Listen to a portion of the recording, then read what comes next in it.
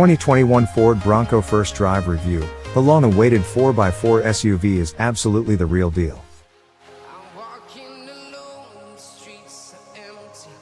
But before we start, please support us by pressing the like and subscribe buttons, so that we can continue to provide information about car and motorcycle news. Also turn on the bell button to get the latest updates. Your support means a lot to us. Thank you. The 2021 Ford Bronco is easily one of the most anticipated vehicles of our fledgling decade, and we won't keep you in suspense. Our initial impression after driving the new 2- and 4-door Bronco is that it absolutely lives up to the hype.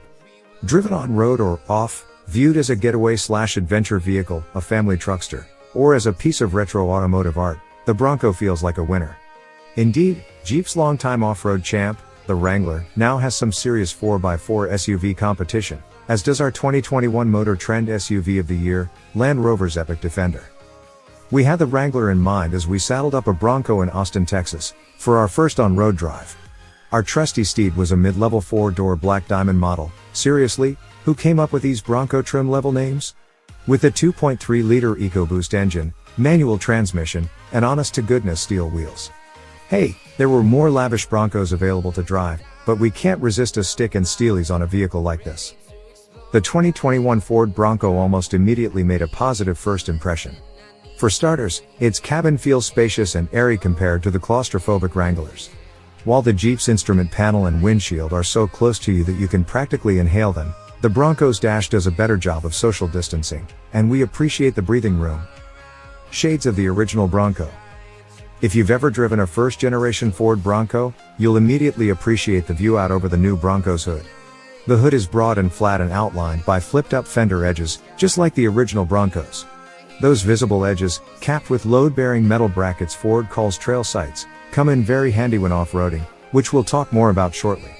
The dash itself is a series of flat planes intended to recall the original Bronco, but Ford didn't let nostalgia get in the way of sensible design. The control layout is straightforward.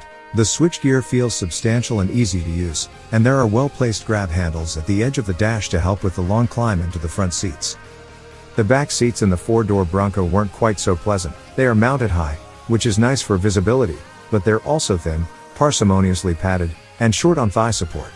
The nicest thing we can say about them is that they fold down easily to expand the roomy cargo bay, which is lined with hard, and, we hope, hard-wearing, plastic. As you can likely surmise, the shorter 2-door Bronco's rear seats aren't any better than those found in the 4-door, but they are also more awkward to get into. Rowing our own in the 2021 Ford Bronco. A push of the power button lit up our test truck's turbocharged 2.3-liter 4-cylinder engine.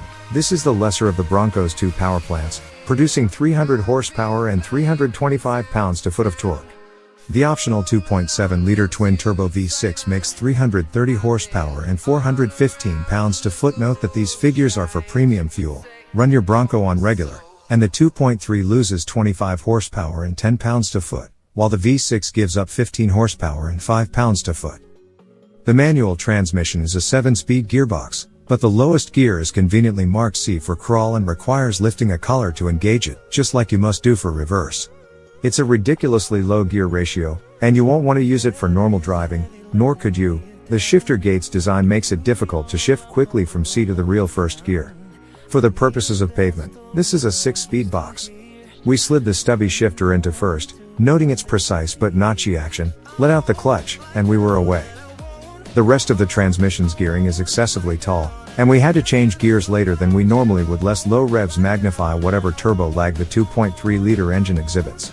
As we charged up the steep inclines that give Texas Hill Country its name, we found we often had to downshift to 5th or 4th to maintain our mile-a-minute pace. Keep the revs up, and the Bronco is pleasingly fleet, and of course this will be less of an issue for those who opt for the 10-speed automatic or the optional V6. On-roading in the Bronco, better than Jeep. As we bounced our way through the scenery, we reminded ourselves the 2021 Ford Bronco is designed for Wrangler-level off-roading, and with that caveat in mind, the ride is acceptable, livelier than the average SUVs, to be sure, but rarely unpleasant and never uncivil. Straight-line tracking is notably better than with the Wrangler, thanks to the Bronco's independent front suspension, as opposed to the Wrangler's lift front axle. The Ford goes where you point it with something that bears a strong resemblance to precision and stability. Careening through the curves is something of an adventure, you know your destination, but what the journey will actually provide is always something of a mystery. The steering feels less than linear in corners, and the 2021 Broncos engineers quelled body roll to the point that, with quick steering inputs, yaw feels remarkably pronounced.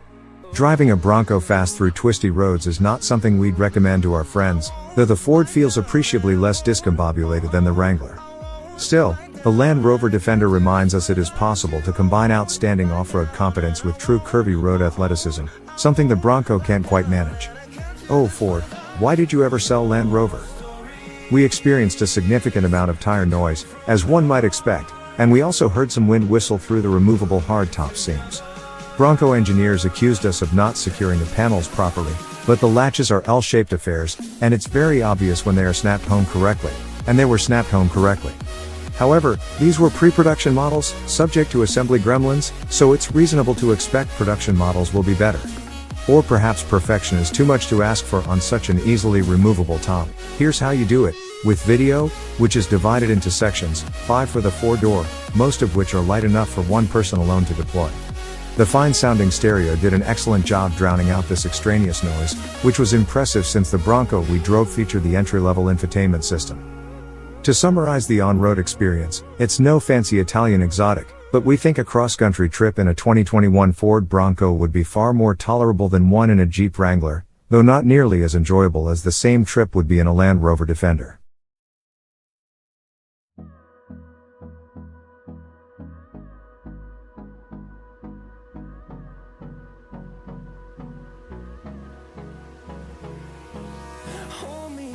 Till I get up, time is barely on our side. I don't wanna waste what's left. The storms we chase are leading us, and love is all we'll ever trust. Yeah, no, I don't wanna waste what's left. And on we'll go, through the wastelands, through the highways, till my shadow turns to sun rays.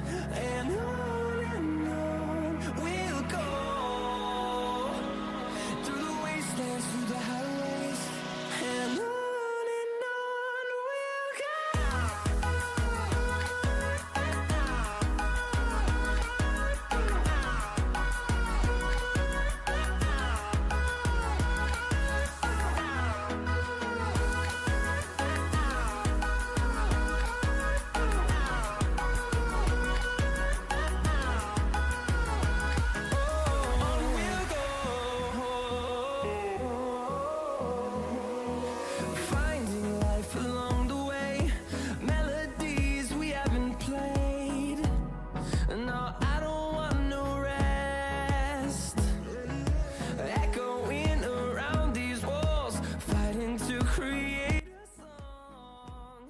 Thanks for watching.